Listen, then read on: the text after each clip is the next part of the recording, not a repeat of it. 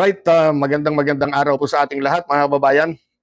Ang totoo niyan ako po ay medyo, ewan ko kung nalulungkot o nagagalit o naiinis. Dahil dito sa nakita ko, alam niyo mga kababayan, itong si Kibuloy ay muli na naman pong nagparamdam. At eto nga, binabasa ko nga yung sinabi niya. Ang sabi ni Apollo Kibuloy, hindi ka mananalo Bongbong Marcos kung di dahil sa akin. Biro mo yan? Oo. Ang ama ko ang pumili sa'yo at naglagay sa'yo. Ang kapal ng face mo. Yan ang sinabi po ni Apollo Kibuloy. Ako naman po ay nagtataka, mga kababayan, kung ang binabanggit po ni Kibuloy na ama niya ay yung nasa langit, ako'y magtataka na. Bakit? Siya lang bang anak ng Diyos? Bakit si PBBM? Ako, tayo, kaming mga tao, hindi ba kami anak ng Diyos? Kung makapanumbat po itong si Mr. Kibuloy, wagas talaga, no? Anak ka na, diyan ka na nga. Diyan ka na nga, Kibs, at nakakulong ka na, hindi ka, ayaw mo pa rin magbago. Magbago na po kayo. Oo, aminin nyo na po yung mga inyong mga nagawang kasalanan. Pilit pa kayo nagpapalusot kitang-kita at napakarami na pong ebidensya na naglabasan. So sana po magbago na ho kayo. Ano po? Sa ngalan po ng ating amang may kapal. Kaya tuloy, ako po mga kababayan, naniniwala doon sa sinabi ng isang gobernador na si PBBM daw ay sugo ng may kapal. Opo, naniniwala po ako doon. Bakit? Subukan natin ganito. Ikaw, galit ka sa mga Marcos, subukan mong alisin muna yung galit mo. Subukan mo munang alisin yung galit mo at subukan mong silipin ang personalidad ni PBBM. Hindi lang personalidad, yung kanyang mga ginagawa. At sigurado ako, makikita mo sa kanyang mga kilos at gawa ang pagiging totoong tao at anak ng Diyos o kaya sugo ng Diyos. Yan, totoo po yan. Si PBBM po ay malapit sa mga bata. Siguro naman, napapansin po ninyo sa mga video, siya rin po ay malapit sa mga bata, kasama na rin yung mga estudyante, malapit din po siya sa mga guro, malapit din po siya sa mga magsasaka. Ako po ay anak ng magsasaka, malapit din po si PBBM sa mga mangingisda, at lalong malapit si PBBM sa simbahan. At ang higit sa lahat, maliban doon, si PBBM po ay malapit sa puso ng taong bayan. Ang bawat iniisip kasi nitong si PBBM ay para sa kapakanan ng lahat. Ganyan po magmahal ang ating Pangulong Bongbong Marcos. Kaya ako na-touch po ako dito sa isang mensahe ng isang mambabatas, nagbigay kasi siya ng mensahe kay Pangulong Bongbong Marcos. Ito ang kanyang mensahe, babasahin ko ha.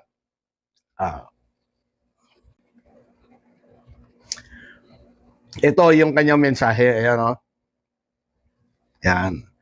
Ang sabi ni La Union Representative Paulo Ortega, mag-ingat kayo, mahal na Pangulo. Dahil maraming masasamang tao na hindi tumitigil sa paggawa ng masama para lamang hindi nyo makamit. Para lamang hindi ninyo makamit ang tagumpay para sa presidensya at para sa Pilipinas. Yan po ang kabuuan ng mensahe po ni La Union Representative Paulo Ortega. At kahit hindi po nagbanggit ng pangalan nitong si Congressman Ortega, kayo mga kababayan, kilala naman po siguro ninyo kung sino-sino ang mga masasamang tao na tinutukoy dito ni Ortega, Wala namang iba dyan Wala na, hindi na pwedeng itanggi. Kundi itong mga nasa kampo po ng mga Duterte na hanggang ngayon ay gigil na gigil makabalik sa Malacanang. Iyan po ang katotohanan. Halos maubusan na nga po sila ng gimmick naubusan na yata sila ng bala, kaya bumabalik po sila sa tawag dito, sa adi-adictus. Yan, naubusan na pero wala talaga, ginamit na yata lahat, effect pa rin. At yan ay dahil nga po, naniniwala ako na hindi po sila nagtatagumpay hanggang ngayon dahil ang Diyos po at ang taong bayan ang nagtiwala sa kanya para pamunuan ng bansang Pilipinas. Pansinin po ninyo, mga DDS na lamang po ang hindi nakikita ang mga magagandang nagagawa ng ating pamahalaan, hindi ba? Ang administrasyon ay gumagawa ng tama. Kaya nga, tawag sa kanila ng mga marami dyan Itong mga DDS, ang tawag nila, ano ba yung mga nakikita ko sa social media, tinatawag silang mga, ob-ob. Ano yung tawag doon? Ob-ob, yung 80-80. O kaya naman, sa tingin ko rin, baka mga nagbubulag-bulagan. Nakikita naman nila yung mga magagandang ginagawa ng administrasyon, pero basta kami, DDS kami, yan lang. Basta makasigaw lang, DDS kami, DDS kami. O kahit kita po ninyo, pansinin po ninyo mga kababayan, ang mga dating kalaban o nakalaban ni PBBM sa politika, mga tahimik at nagmamasid lang. Kung maganda ang mga programa ng administrasyon, andyan sila. At sumusuporta. Yan ang maganda. Kahit nasa oposisyon ka sana, o kaya sabihin natin kalaban mo si Marcos, kung maganda naman yung ginagawa niya, sana suportahan mo. Ganon ang tama. Gaya po ni Mayor Mayor, yung dating Vice President natin, Robredo, di ba? Nandyan. Kahit alam ko, nagkalaban nga sila sa Vice President ni PBBM, di ba? Na sabi pa nga, wag natin pag-usapan yon. Si Mayor Isko, di ba? DDS yan. Maka Sara Duterte yan. Marami pa sila. At ang huli ko pong nakita, ito pong pagpasyal po ni PBBM doon po sa Jensan. Alam naman nating lahat yan na nung araw, kung ano-ano mga pinagsasabi ni Manny Pacquiao sa ating Pangulong kay BBM BBM pa noon. Kung ano-ano mga pinagsasabi niya pero nung dumalaw siya doon, nakita ni Pacquiao yung magandang hangarin ng ating Pangulo na naghatid po ng tulong. Ayun, tuwan-tuwa ang mga tao doon. At katuwang pa ang mga Pacquiao sa pamimigay po ng ayuda kung tawagin, Pero itong mga kampo ng Duterte ay nako, kahit kailan yata, wala silang nakitang mabuti. Dami na nga nagawa ang administrasyon ni Pangulong Bongbong Marcos, pero wala silang nakikita. Wala as in wala. Basta hindi pabor, kung hindi pabor sa kanila o kaya hindi sasang-ayon sa kanila, ito po ay masama. Kailangan ang gagawin ni PBBM ay yung papabor o kaya sasang-ayon sa kanila. Iyon ang katotohanan, mga kababayan ko. Minsan na nga silang naghari-harian ngayon, pakiramdam, feeling nila, sila pa rin ngayon, hanggang ngayon ang hari. Yan ang biriin po ninyo, naghari-harian na sila ng 6 na taon. O kaya sa Davao, matagal na silang hari doon.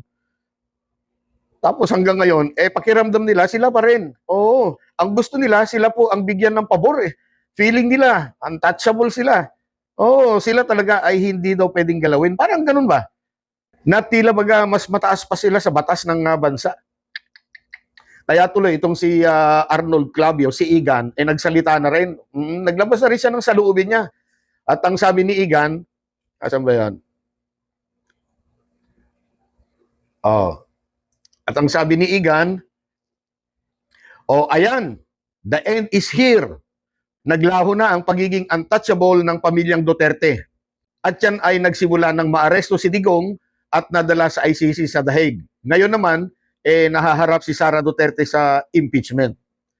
At ang masaklap dito, itong dalawang kapatid niya, si Pulong at si Baste, tila nahaharap din sa mga matitindi at patong-patong na problema. Kaya tama si Igan. Tama si Igan. Parang ito na nga yung senyales na palaos na. Nawawala na po yung lakas politika ng pamilyang Duterte. Ito pa, Sabi daw ng mga DDS, paldo-paldo na naman si BBM. Pag na-release daw, yung pondo na 46 billion para sa 1,743 infrastructure projects. Yan para sa buong bansa.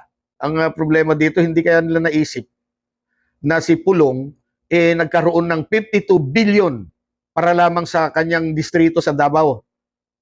Distrito lang ng Davao, yan 52 billion. Samantalang itong pinangano nila kay PBBM, yan po ay 46 billion. Sa 1743 or 1,743 na infrastructure project sa buong bansa. Tapos si Pulong, nagkaroon ng 52 billion. Yun doon sa distrito lamang niya sa Davao. Pinagluloko ng mga DDS ang mga sarili nila, no? Oo, pinagnakawan na kayo lahat-lahat. DDS pa rin kayo. Ito pa isa. Balikan natin si Congressman Paulo Ortega. Sinupalpal si Pulong. Sinupalpal ni Paulo Ortega itong si Pulong Duterte.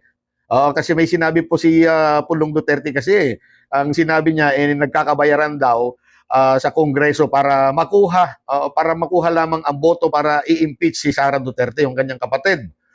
At sinagot na po siya ni Congressman Ortega. At ang sabi naman ni Congressman Ortega, hindi pwedeng paratang lang ng paratang. Oo, lalo na sa media at saka social media. Kung may ebidensyang ilalabas, ilabas nyo na. Kung wala naman, tumigil na kayo sa paninira.